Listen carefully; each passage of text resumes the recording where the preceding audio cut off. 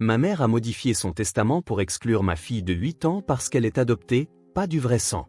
Les 3 enfants de ma sœur ont tout reçu. Je n'ai pas discuté. 2 mois plus tard, ma mère a essayé d'accéder à son compte bancaire et a découvert quelque chose qu'il a. Avant de commencer l'histoire, n'oubliez pas d'aimer et de vous abonner à la chaîne pour voir plus d'histoires comme celle-ci. Ma mère, Béatrice Nukem, m'a regardé droit dans les yeux et a prononcé les mots les plus déchirants que j'ai jamais entendus: les enfants adoptés ne font pas partie de la vraie famille, Joséphine. Seul le sang compte. Elle parlait de ma précieuse fille de 8 ans, Hazel, qui était assise juste derrière la porte, entendant probablement chaque mot cruel. 2 mois plus tard, lorsque ma mère a tenté d'accéder à son compte bancaire, elle a découvert que j'avais fait quelque chose qui l'avait laissée sans voix et tremblante de rage. Mais je m'avance un peu trop. Je m'appelle Joséphine et j'ai 38 ans. Je suis bibliothécaire à l'école primaire d'une petite ville du Connecticut où tout le monde connaît les affaires de tout le monde. Depuis 5 ans, je suis la mère fière de Hazel, la petite fille que j'ai adoptée alors qu'elle n'avait que 3 ans et vivait en famille d'accueil. Elle est arrivée chez moi avec pour seul bien un sac poubelle rempli de vêtements et un ours en peluche auquel il manquait un œil. Aujourd'hui, elle est la lumière de ma vie, bien que ma mère ne l'ait jamais vue de cette façon. Ma mère, Béatrice, aujourd'hui âgée de 67 ans, dirigeait autrefois la succursale bancaire locale d'une main de fer avant de prendre sa retraite. Elle croyait en 3 choses: les bonnes manières à table, sauver les apparences, et surtout, que la famille ne signifiait que les liens du sang. Mon père, Clifford, n'était pas d'accord avec ce dernier point, mais il était parti 6 mois avant que cette histoire ne commence réellement. Ma sœur aînée, Francine, 41 ans, ne manquait jamais une occasion de rappeler à tout le monde qu'elle avait donné à ma mère 3 vrais petits-enfants.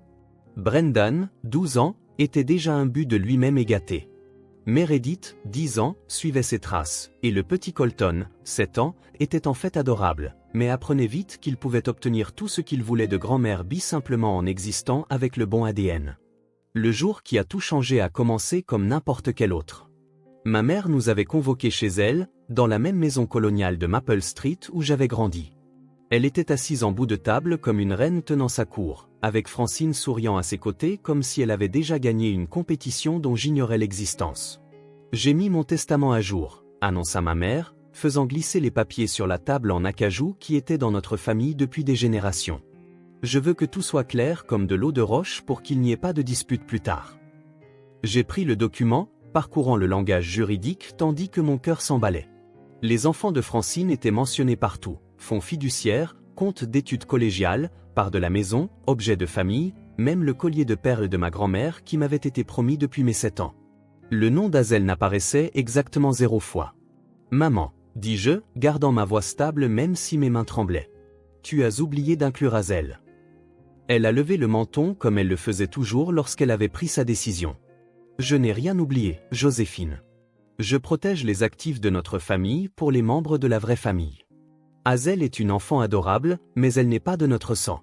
Elle n'est pas une vraie Nukem. » Les mots sont restés suspendus dans l'air comme du poison.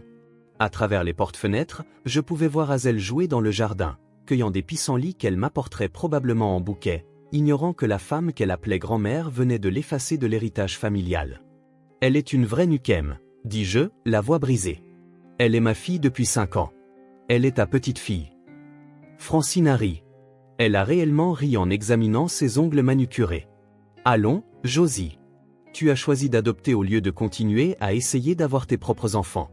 Tu ne peux pas t'attendre à ce que maman la traite de la même manière que nos enfants biologiques. Ce ne serait pas juste pour eux. » Pas juste? Je me suis levé si vite que ma chaise a éraflé le parquet. Ce qui n'est pas juste, c'est de traiter une enfant innocente comme si elle avait moins de valeur parce qu'elle n'est pas sortie de mon corps. Le visage de ma mère s'est durci, prenant l'expression que je l'avais vue utiliser envers les débiteurs en défaut de paiement à la banque. Ne sois pas mélodramatique. J'ai pourvu aux besoins de mes vrais petits-enfants. La décision est finale. Maître Whittaker a déjà déposé les documents. Cette nuit-là, après avoir réussi tant bien que mal à traverser le dîner et à ramener Hazel à la maison, elle s'est blottie sur mes genoux alors que j'étais assise dans le vieux fauteuil inclinable de mon père. « Maman. » Grand-mère Bee avait l'air triste aujourd'hui. Est-ce qu'elle va bien? Même après tout ce qui s'était passé, ma douce fille s'inquiétait pour la femme qui venait de la déclarer indigne du nom de famille. « Ton cœur est trop grand, ma puce. Elle s'ennuie juste de grand-père. » Moi aussi, dit Hazel, se serrant un peu plus. Il me disait que j'étais sa fille spéciale. Il disait que j'étais extra spéciale parce que tu m'avais choisi spécifiquement, pas comme les autres enfants qui sont juste nés dans leur famille. Je les serrais plus fort, me souvenant que mon père avait été le seul à m'accompagner à la cérémonie d'adoption. Il avait pleuré de joie lorsque le juge avait déclaré Hazel officiellement ma fille. Il m'avait murmuré, « Elle a toujours été des nôtres, Josie.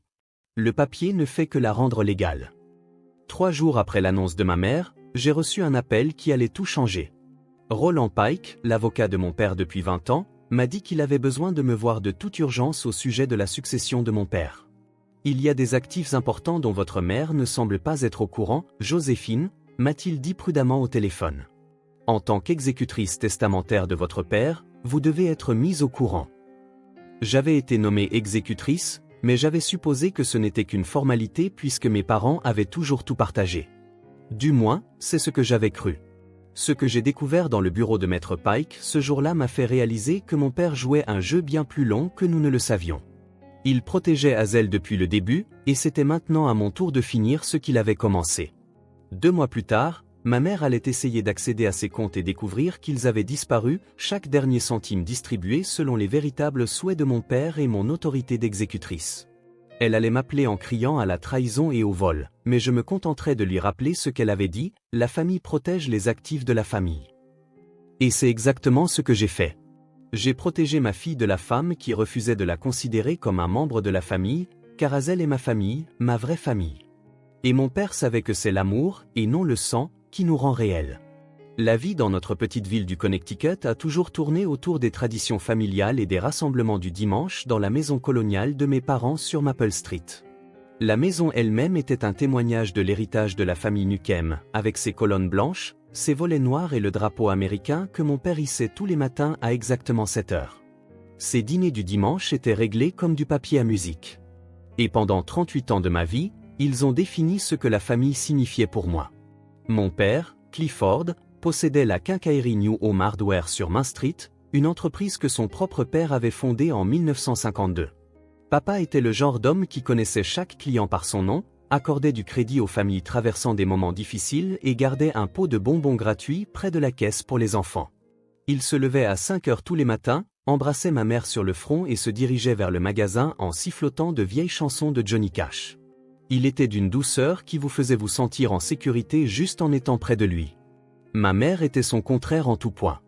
Béatatrice Nukem a dirigé la succursale locale de la Commerce Bank pendant 25 ans avant de prendre sa retraite, et elle abordait la vie comme elle abordait les demandes de prêt. Tout devait être correctement documenté, classé correctement et satisfaire ses normes rigoureuses. Elle gardait des housses en plastique sur les meubles du salon, servait le dîner à très exactement 18h30 et n'avait jamais rencontré une personne à qui elle ne pouvait trouver de défaut, à l'exception peut-être de ma sœur Francine. Francine avait 3 ans de plus que moi et avait tout fait correctement selon les normes de ma mère. Elle a épousé Grant, un représentant commercial pharmaceutique avec un portefeuille en pleine croissance, à 25 ans. Elle a produit 3 enfants rapidement, Brendan, puis Meredith, puis Colton. Elle conduisait un VUS Lexus blanc, vivait dans une maison avec un garage pour 3 voitures et ne manquait jamais une occasion de rappeler à tout le monde qu'elle était la réussite de la famille. J'avais emprunté un chemin différent. Après l'université, je suis devenu bibliothécaire à l'école primaire parce que j'aimais les enfants et les livres dans une égale mesure.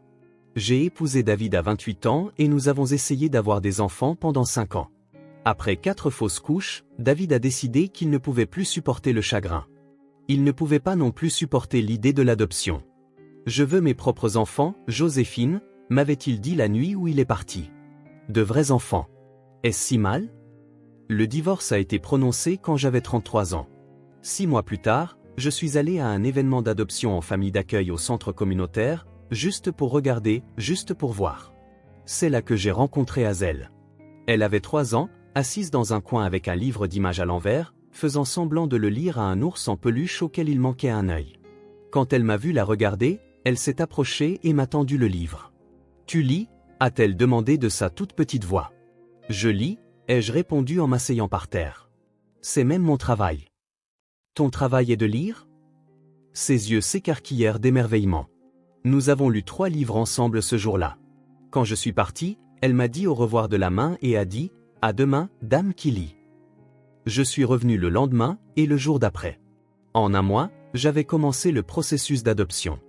Ma mère était horrifiée. « Joséphine, pense à ce que tu fais », m'avait-elle dit autour d'un thé dans sa cuisine immaculée. « Tu ne sais pas quel genre de problème cet enfant pourrait avoir. Son passé, sa génétique, les problèmes de ses parents biologiques. Pourquoi prendrais-tu le fardeau de quelqu'un d'autre ?» Mais papa avait vu les choses différemment. Il m'a accompagné à chaque visite, a apporté à Hazel de petits cadeaux de la quincaillerie, comme des crayons de couleur et des bloc-notes, et a assisté à toutes les audiences du tribunal. Le jour où l'adoption a été finalisée, il a soulevé Hazel sur ses épaules devant le palais de justice. « Tu veux connaître un secret ?»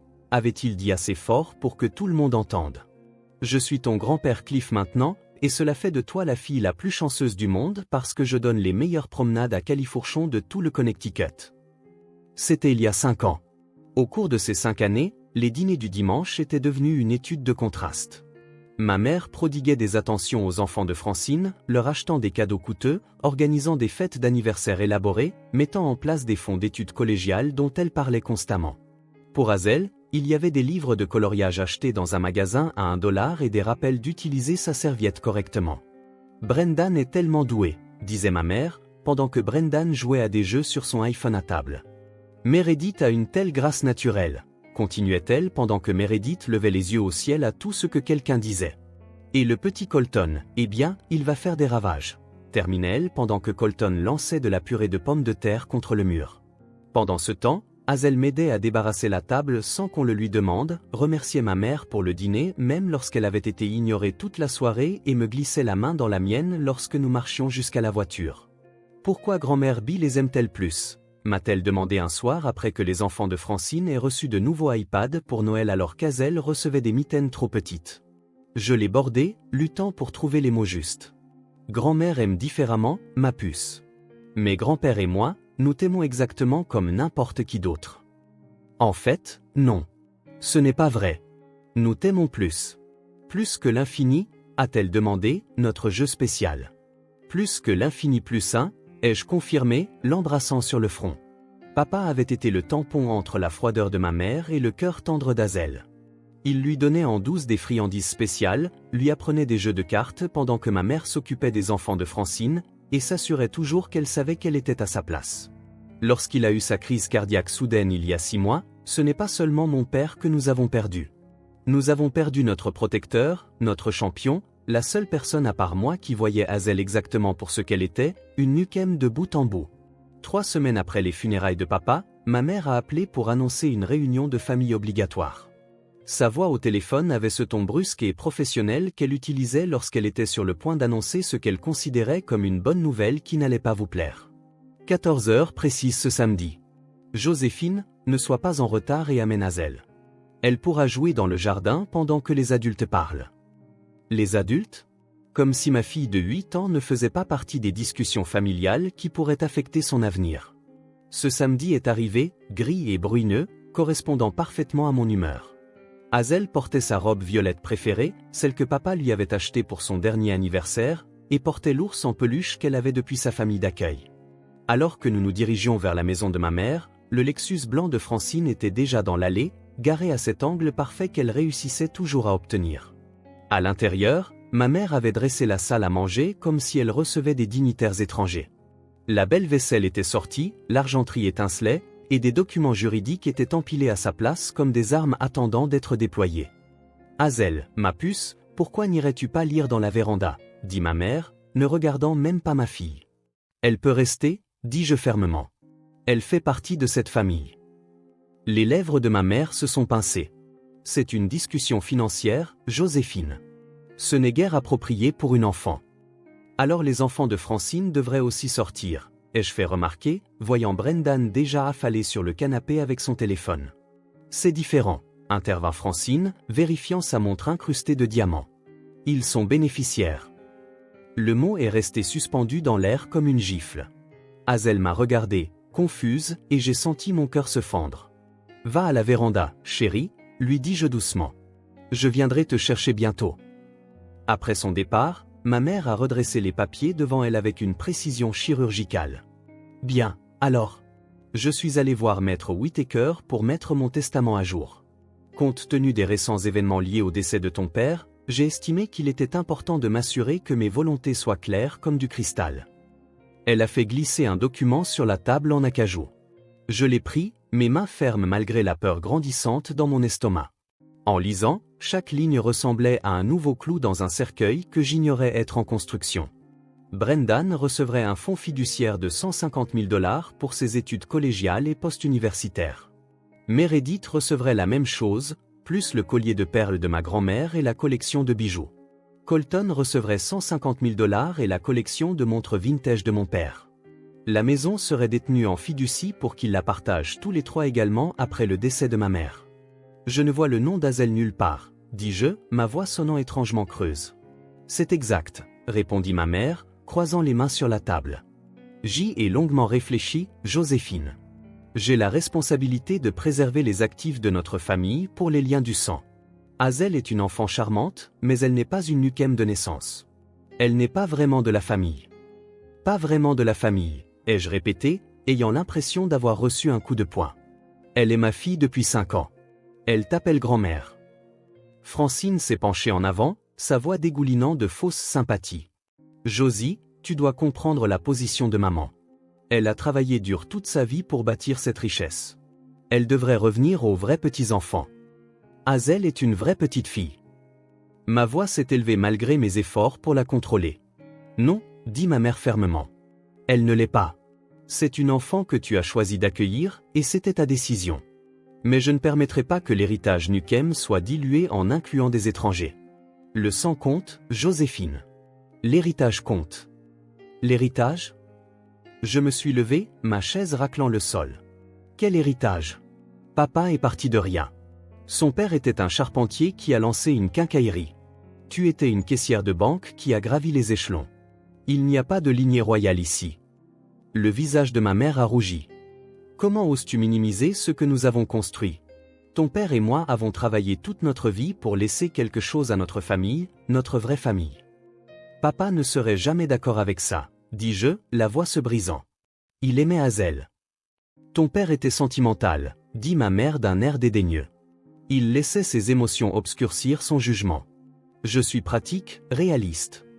Francine a sorti son téléphone, déjà en train de calculer. Maman est plus que juste, Josie. Elle ne te demande pas de rembourser l'argent qu'elle et papa ont dépensé pour tes études collégiales ou ton mariage avec David. Tu as déjà eu ta part. Ma part ? J'ai ri amèrement. Il ne s'agit pas d'argent, Francine. Il s'agit d'une petite fille à qui l'on dit qu'elle n'a pas sa place dans la seule famille qu'elle ait jamais connue. Elle n'a pas besoin de le savoir, dit ma mère, comme si cela résolvait tout. C'est pourquoi je lui ai demandé de quitter la pièce. Il n'y a aucune raison de bouleverser l'enfant. Aucune raison ? Elle va voir ses cousins recevoir des voitures pour leurs 16 ans, leurs études payées intégralement, des fonds pour leur mariage, et se demander pourquoi elle n'obtient rien. Tu penses qu'elle ne remarquera pas ? Tu peux subvenir à ses besoins toi-même, dit ma mère. Tu as un travail. Tu as fait le choix de l'adopter sans consulter personne. Pourquoi les enfants de Francine devraient-ils souffrir à cause de tes choix ? Souffrir ? J'ai regardé Brendan, toujours sur son téléphone, jouant probablement à un jeu qui coûtait plus que mon budget d'épicerie mensuel. Comment souffre-t-il exactement ? Ma mère s'est levée, signalant que la réunion était terminée. La décision est prise. Maître Whittaker a déjà déposé les documents. J'ai été plus que généreuse au fil des ans, Joséphine. J'ai permis à cet enfant de s'asseoir à ma table, dans ma maison, lors des réunions de famille. Mais je trace la ligne à faire semblant qu'elle est l'égale de mes petits-enfants biologiques. Je me suis dirigé vers la véranda, étourdi. Hazel était recroquevillée sur le siège de la fenêtre, lisant un des livres de l'étagère, son ours en peluche à côté d'elle. Elle a levé ses yeux bruns confiants et a souri. « On peut rentrer à la maison, maman ?»« Oui, ma puce, » ai-je dit, l'aidant à descendre. « On est prête. » En passant devant la salle à manger, Hazel a fait un signe de la main à ma mère. « Au revoir, grand-mère Bee. Merci de nous avoir reçus. » Ma mère a à peine hoché la tête, déjà en train de discuter des plans de dîner avec Francine. Alors que j'attachais Hazel dans son siège auto, elle a demandé « Maman, pourquoi criais-tu ? Je t'entendais depuis la véranda. » Parfois, les adultes ne sont pas d'accord sur des choses importantes, ai-je dit prudemment. « Est-ce que c'était à propos de moi ?» a-t-elle demandé doucement. Grand-mère ne m'aime pas beaucoup, n'est-ce pas? Je me suis retourné sur mon siège pour la regarder. Grand-mère a du mal à comprendre que les familles sont faites d'amour, pas seulement de sang. Mais c'est son problème, pas le tien. Tu es parfaite, exactement comme tu es. Cette nuit-là, après qu'Azel se soit endormie, je me suis assise dans le vieux fauteuil inclinable de mon père et j'ai pleuré jusqu'à ce que je n'ai plus de larmes. L'appel de Roland Pike est arrivé 3 jours après l'annonce dévastatrice de ma mère. J'étais au travail, lisant Le Lapin de velours à un groupe d'élèves de première année, lorsque mon téléphone a vibré avec insistance dans ma poche. J'ai laissé la sonnerie passer à la messagerie vocale, mais il a sonné à nouveau immédiatement. Madame Nukem, c'est Roland Pike, disait le message. J'ai besoin de discuter de la succession de votre père de toute urgence. Veuillez me rappeler dès que possible. Il y a des questions importantes qui nécessitent votre attention immédiate en tant qu'exécutrice. Je l'ai rappelé pendant ma pause déjeuner, assise dans ma voiture sur le parking de l'école pendant que la pluie tambourinait sur le pare-brise. Joséphine, merci de me rappeler, a dit Maître Pike, sa voix prudente et mesurée. Pourriez-vous venir à mon bureau cet après-midi? Ce que j'ai à discuter ne devrait pas être fait par téléphone. À 15h30, j'étais assise en face de Maître Pike dans son bureau du centre-ville, entouré de livres de droit et d'une légère odeur de vieux cuir et de café. Il a sorti un épais dossier jaune et l'a posé entre nous comme un secret sur le point d'être révélé. Votre père est venu me voir il y a environ 18 mois, a-t-il commencé, ajustant ses lunettes à monture métallique. Il était préoccupé par certaines dynamiques familiales et voulait s'assurer que des protections spécifiques étaient en place. Des protections? Je me suis penché en avant. Votre père a maintenu plusieurs comptes d'investissement qui n'ont jamais été convertis en propriété conjointe avec votre mère. Il a également gardé la quincaillerie en son seul nom malgré les hypothèses de votre mère. Maître Pike a ouvert le dossier, révélant des pages de relevés financiers. Étiez-vous au courant de l'étendue des actifs personnels de votre père? J'ai secoué la tête, sans voix. Votre père était un investisseur très prudent, a poursuivi Maître Pike. Il a commencé à acheter des fonds indiciels dans les années 80, a réinvesti chaque dividende et a vécu bien en dessous de ses moyens. La quincaillerie était également beaucoup plus rentable qu'il ne le laissait entendre. Au total, les actifs sous votre contrôle en tant qu'exécutrice s'élèvent à environ 1,8 million de dollars. Le chiffre m'a frappé comme de l'eau froide. 1,8 million. Mais maman s'occupait toujours des finances. Elle serait au courant de cela. Votre mère s'occupait des comptes du ménage et de son propre salaire, a corrigé Maître Pike. Votre père a délibérément gardé ses actifs séparés. Il a produit des déclarations de revenus séparés, a utilisé un comptable différent et m'a fait promettre de ne vous révéler cela qu'en tant qu'exécutrice après son décès. Il a sorti un autre document, celui-ci écrit de la main de mon père. Il a laissé des instructions spécifiques, bien qu'il vous ait également donné de vastes pouvoirs discrétionnaires en tant qu'exécutrice. J'ai lu les mots de papa à travers des larmes que je refusais de laisser couler. Ma très chère Joséphine, si tu lis ceci, c'est que je suis parti, et tu es probablement en train de découvrir que j'ai gardé plus de secrets qu'un homme ne le devrait à sa femme. Mais parfois, protéger les gens que nous aimons signifie faire des choix difficiles. Ta mère a de nombreuses qualités merveilleuses, mais son aveuglement envers Azel me brise le cœur. Cette petite fille est autant ma petite fille qu'un enfant pourrait l'être. Utilise ses actifs sagement. Protège notre fille spéciale. La quincaillerie devrait revenir à Antonio s'il la veut. Il l'a mérité après 20 ans de loyauté. Le reste, je le laisse à ton jugement. Tu as toujours eu le plus grand cœur et la boussole morale la plus claire de notre famille. Fais-toi confiance. Tout mon amour, papa. Il a également mis en place une disposition spéciale, a ajouté Maître Pike, sortant un autre document. Il s'agit d'un fonds fiduciaire pour les études d'Azel, déjà doté de 150 000 $, exactement l'équivalent de ce que votre mère a mis de côté pour chacun des enfants de Francine. C'est inébranlable et ne peut être touché par personne d'autre qu'Azel lorsqu'elle aura 18 ans. Il savait, ai-je murmuré. Il savait que maman ferait cela. Il le suspectait, a confirmé Maître Pike. Il a également transféré la quincaillerie dans une fiducie l'année dernière, avec vous comme seule administratrice. Votre mère n'a aucune réclamation légale sur elle ni sur aucun des autres actifs que je vous ai montrés. J'ai passé les 2 heures suivantes dans ce bureau à prendre des décisions qui allaient tout changer. Premièrement, j'ai autorisé la vente de la quincaillerie à Antonio pour 200 000 $, une fraction de sa valeur de 600 000 $. Mais je savais que papa voudrait que son fidèle employé ait une réelle chance d'en être propriétaire. Qu'en est-il des actifs restants? A demandé Maître Pike. Je veux créer une fondation, ai-je dit, l'idée se cristallisant au fur et à mesure que je parlais. La fondation commémorative Clifford Nukem pour les enfants placés et adoptés. Chaque centime, à l'exception de la fiducie d'Hazel, y est versé. Des bourses d'études pour les enfants qui ont été adoptés ou qui ont atteint l'âge limite en famille d'accueil. Maître Pike a souri pour la première fois. Votre père serait fier. Je vais rédiger les documents immédiatement. Et ma mère ne peut pas contester cela?